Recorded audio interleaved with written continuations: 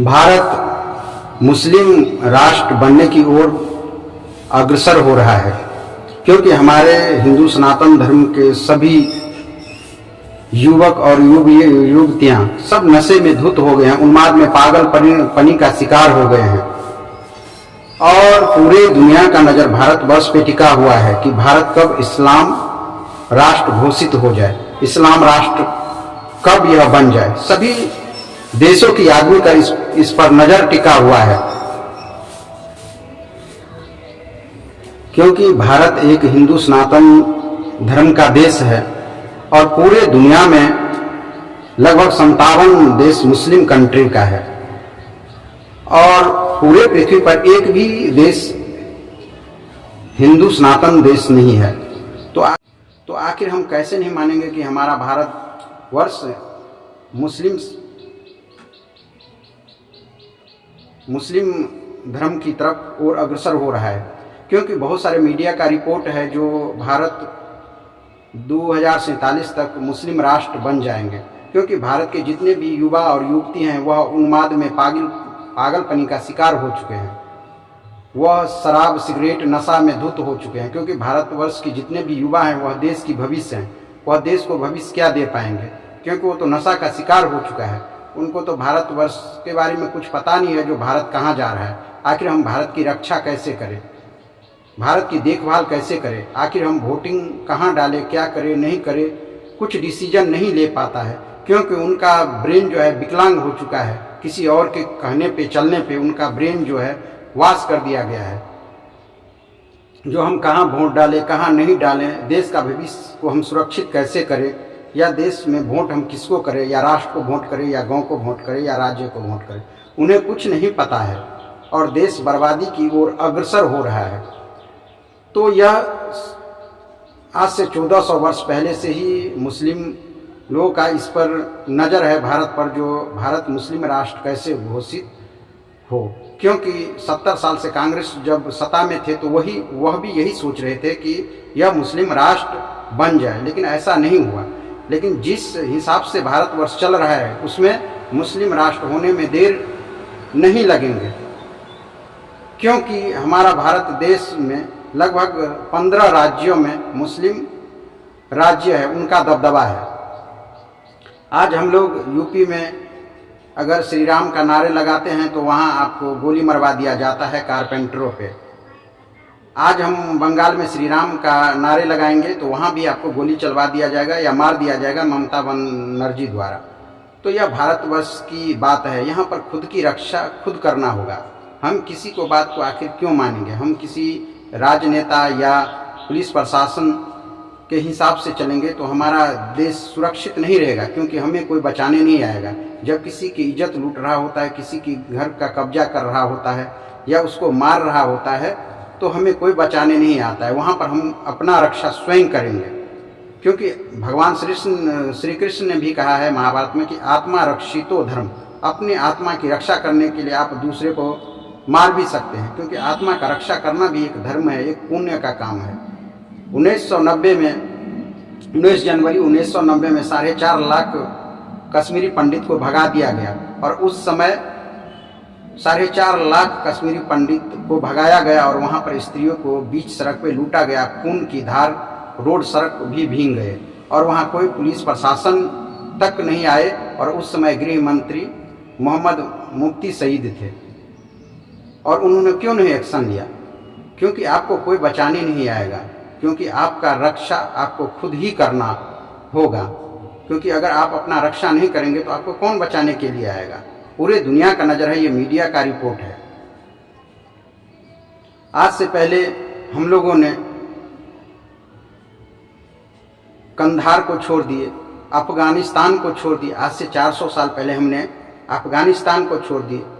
Iran में 100 साल संघर्ष हुआ और वहाँ का हिंदू लोगों ने कन्वर्ट होकर मुस्लिम धर्म को अपना लिया 100 साल संघर्ष होने के बाद। उसके बाद हम लोगों ने कंधार छोड़ा, काबुल छोड़ा।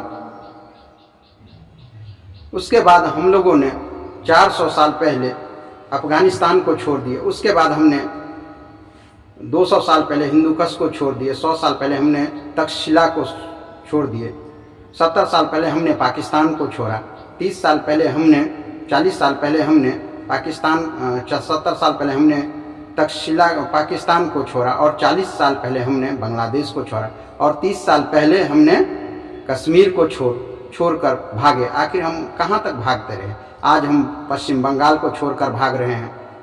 पश्चिम बंगाल में हमारा हिंदू ही सनातन धर्म का मुख्यमंत्री ममता बनर्जी हैं, और फिर भी हम बंगाल को छोड़कर भाग रहे हैं। 10 साल बाद हम पश्चिम बंगाल को छोड़कर भागेंगे, 15 साल बाद हम हैदराबाद को छोड़कर भागेंगे, 20 साल बाद हम केरला को छोड़ के भागेंगे, 50 साल बाद हम हिंदुस्तान को छोड़कर भागेंगे। आखिर हम कहाँ भागते रहेंगे? आखिर हम भागकर कहाँ जाएंगे? क्या हम भागने के लिए हिंदू सनातन धर्म में पैदा हुए हैं? नहीं। हमारा पैदा होने का यही कारण है कि हम भागते रहे। हमें भगवान श्री कृष्ण की बातों पे चलना होगा, हमें श्रीमद् भागवत गीता के इशारों पे चलना होगा, हमें रामायण के इशारों पर चलना होगा। सठ्य साठ्यम समाचरे। अगर हम इस तरह भागते रहे तो कब तक? ये अरब से हमारे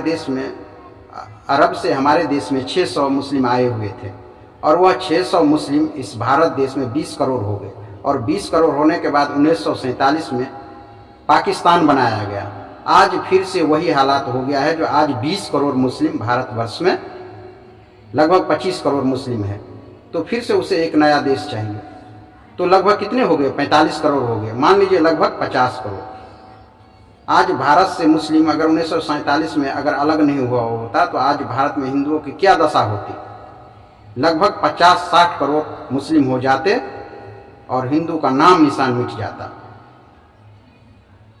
अगर पाकिस्तान 1947 में यहाँ से हिंदू गए, क्या प्रतिशत वहाँ बचे? कुछ नहीं बचा, सभी मारे गए, या तो मुस्लिम धर्म में कन्वर्ट हो गए। तो आखिर हमें अपना धर्म का पालन स्वयं करना होगा। हमें कोई राजनेता बचाने नहीं आएगा, ना मुझे कोई प्रशासन बचाने आएगा। अपना आत्मा की रक्षा, अपना समाज की रक्षा, अपना घर की रक्षा, अपना राष्ट्र की और राज्य की रक्षा खुद करना होगा, तभी हम सुरक्षित रह सकते हैं। हम दूसरे के बलबूते या दूसरे के कंधे पर बंदूक नहीं चला सकते हैं।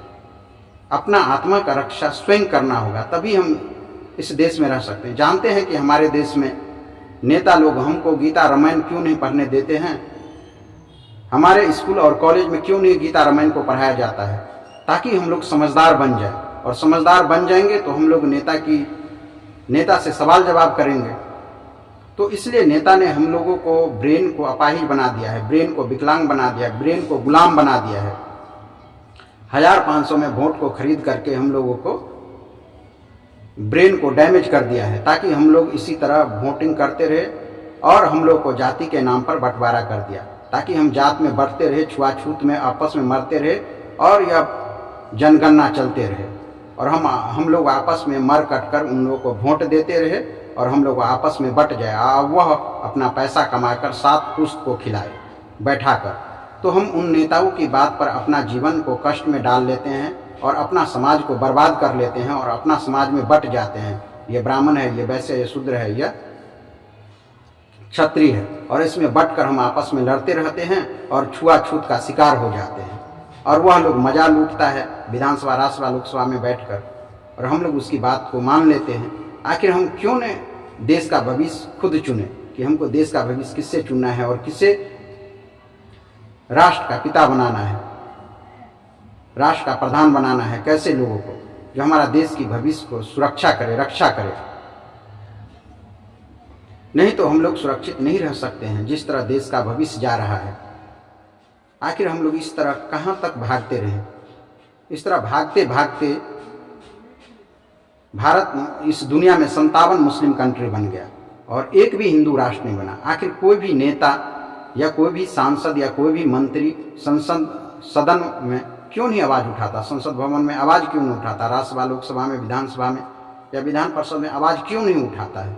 क्योंकि उसे वोट चाहिए, उसे राज नहीं चाहिए, देश सुरक्षित नहीं चाहिए, उसे वोट चाहिए। अपना कुर्सी बचाए रखना चाहता है, ताकि हम देश पर राज करते रहें, ऐशो आराम करते रहें, और पब्लिक को बेवकूफ़ बना करके उसे जनगणना करते रहें, उसे मतलब जाति में विभाजन कर दे, जाति में बंटवारा कर दे, आपस में वह लड़ते रहे, और हम उसकी वोट को कलेक्ट करके अपना कुर्सी को जमाए रखें। आखिर हम लोग नहीं समझ पाते हैं, इसलिए हम बंटते हैं, इसलिए टूटते हैं और हम कटते हैं और पीटते हैं। तो हमारा देश आज गुलामी की ओर जा रहा है। 1947 में कई लाख लोग मरे थे। आज वही स्थिति भारत की हो रही है और हम लोग आराम से सो रहे हैं। आजकल भारत का जो युवा है, नवयुवक युवा, जो देश का भविष्य कहा जाता है, वह सिगरेट पीने, शराब पीने में पागल हो गए हैं, उन्माद में पागल हो गए हैं। उनको ये नहीं समझ में आ रहा है जो भारतवर्ष कहाँ जा रहा है। आखिर इस्लाम हमारे पीछे पड़ा हुआ है। वह चांद तक का सफ़र करना चाहता है और वह अभी तक 57 देश बना लिए। और भारत की युवा, हिंदू सनातन धर्म के युवा दारू शराब पीने में मशगूल हैं। युवतियाँ लव जिहाद के फेरा में पड़कर अपना जान को गंवा रही हैं, क्योंकि हिंदू यहाँ पर भारतवर्ष में मुस्लिम लड़का अपना नाम बदलकर हिंदू नाम रख लेते हैं, आधार कार्ड में रख लेते हैं और लड़कियाँ उनके प्यार मोहब्बत में, भोली भाली लड़कियाँ फंसकर अपना जान को गंवा बैठते हैं और अपने शरीर का कई टुकड़ों में बंटवारा करवा लेते हैं, प्यार मोहब्बत में फंसकर, लव जिहाद के फेरा में फंसकर। तो युवती जो भी हैं, ऐसा लव जिहाद के फेरा में ना फंसे, अपने माता पिता के अनुसार ही चले, अपना माता पिता का वचन का पालन करें, उनके अनुसार चले और ऐसे प्यार मोहब्बत के फेरा में ना फंसकर अपनी जान को गंवाए। क्योंकि भारतवर्ष में षड्यंत्र चल रहा है, भारत को मुस्लिम राष्ट्र बनाने में षड्यंत्र चल रहा है। अब वो आज से 1400 साल पहले से ही चल रहा है। तो लड़कियां अपना सोच को बदले और ये प्यार मोहब्बत के फेरा में, लव जिहाद के फेरा में ना पड़े, नहीं तो आपके साथ बहुत बुरा हो सकता है। जिस तरह साक्षी मर्डर केस हुआ, इस तरह कई सारी लड़कियां मुस्लिम लड़के के फेरा में फंस गए, क्योंकि वह मुस्लिम लड़का लोग इतने शातिर हैं जो अपना नाम बदल कर रख लेते हैं। यहाँ पर ईसाई मशीनरी इतनी तेज़ी से भारतवर्ष में चल रहा है, जो 5-5, 6-6 हज़ार की तनख्वाह पे वह लोग काम कर रहे हैं। अपना घर से डेली निकलते हैं और डेली कहीं ना कहीं अपना अड्डा जमा करके अपना शास्त्र को पढ़ा करके लोगों को अपना ईसाई धर्म में कन्वर्ट कर रहे हैं। कुछ पैसा देकर हो या कुछ देकर हो, उनको फंसा लेते हैं। किसी को पैसे की ज़रूरत है तो उसे पैसे दे करके उनको ईसाई धर्म में कन्वर्ट कर रहे हैं। और प्रत्येक दिन यह काम चल रहा है और कोई नेता, कोई प्रशासन कुछ नहीं बोल रहे हैं, कुछ मदद नहीं कर रहे हैं हिंदू सनातन धर्म को। ऐसे में हिंदू सनातन धर्म कैसे बनेगा? यह तो सनातन धर्म भगवान नारायण ने, भगवान राम ने खुद इस सनातन धर्म का नींव डाली है और स्थापना की है सनातन धर्म का। अच्छे दो यम कले दो सोस्यम एवं च निर्गत सर्वगत स्थानोच्चम सनातन। यह सनातन धर्म, हिंदू सनातन धर्म, भगवान ने खुद इसकी स्थापना की है और हम लोग इसकी रक्षा नहीं कर पा रहे हैं। इसमें हमारी कमी है जो हम उन्माद में, पागलपनी में अपना जीवन को जी रहे हैं और अपनी मातृभूमि की रक्षा नहीं कर पाते हैं। प्रत्येक हिंदू सनातन धर्म को गीता रामायण खरीद करके घर में रखना चाहिए और प्रत्येक दिन पढ़ना चाहिए। अगर माता पिता पढ़े लिखे नहीं तो अपने बच्चे से पढ़वाए और खुद सुने। हमें कृष्ण की कहे अनुसार उस पर चलना होगा, हमें पांडवों के अनुसार चलना होगा। यह भारत भूमि आचार्य चाणक्य की देश है, यह सम्राट अशोक की देश है, यह चंद्रगुप्त मौर्य की यह देश है, महाराणा प्रताप की यह देश है, यह वीर शिवाजी की देश है, यह पृथ्वीराज चौहान की देश है, यह लक्ष्मीबाई रानी झांसी की यह देश है। हमें इन पर चलना चाहिए, हमको इनको फॉलोअप करना चाहिए, इनकी दिशा निर्देश पर चलना चाहिए। जिस तरह सठ्य साठ्यम चरित पर चलना चाहिए। अगर हम सठ्य साठ्यम समाचरित पर नहीं चलेंगे तो हमारा देश नहीं बच पाएगा। कौन बचाएगा? कोई नेता नहीं बचा पाएगा, कोई प्रशासन नहीं। हमें खुद बचाना होगा, हमें इस समाज में खुद आगे आना होगा और हमें धर्म की रक्षा और धर्म की संस्थापना खुद करना होगा। कोई हमें बचाने के लिए नहीं आएगा। इसलिए हमें धर्म की रक्षा स्वयं करना चाहिए, तभी हम बच पाएंगे। अगर आप पत्थर का पूजा करते हैं तो आपको पत्थर की तरह बनना पड़ेगा, नहीं तो एक दिन ऐसा समय आएगा जो गर्दन पे तलवार रखी जाएगी, कर कबूर इस्लाम, नहीं तो गर्दन काटी जाएगी और आपको हिंदू सनातन धर्म से मुस्लिम धर्म अपनाना पड़ेगा।